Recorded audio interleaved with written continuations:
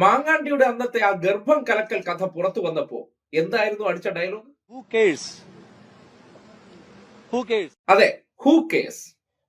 അന്ന് തന്നെ പറഞ്ഞൊരു കാര്യമുണ്ട്. അതായത് സാധാരണഗതിയിൽ തനിക്കെതിരെ എന്ത് ആരോപണവും ഉയർന്നു വന്നാൽ അതേ ഉടനടി പാലക്കാട് നിങ്ങൾ ശ്രദ്ധിച്ചില്ലേ, ഒരു നീലപ്പെട്ടി സംഭവം വന്നു. നീലപ്പെട്ടിയുമായിട്ട് സകല പേരും ഉടനടി അതിന്റെ ഷോ നടത്തുന്നു. നീലപ്പെട്ടിയുമായിട്ട് പിറ്റേന്ന് വാർത്താ സമ്മേളനം നടത്താൻ വരുന്ന കാഴ്ചയില്ല, നിങ്ങൾ കണ്ടതാണ്. പക്ഷേ ആ പ്രമുഖ സംഗി ചാനലിനകത്തെ ഗർഭം കലക്കലുമായി ബന്ധപ്പെട്ട ചോദ്യം വന്നപ്പോ മാങ്ങാണ്ടിയുടെ പ്രതികരണം ഹൂ കേസ് എന്നായിരുന്നു. We case.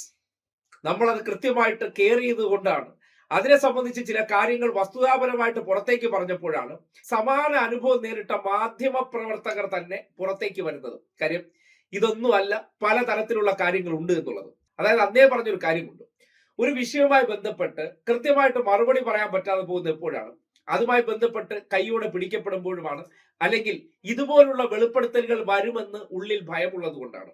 അന്ന് ഗർഭം കലക്കലായിരുന്നു.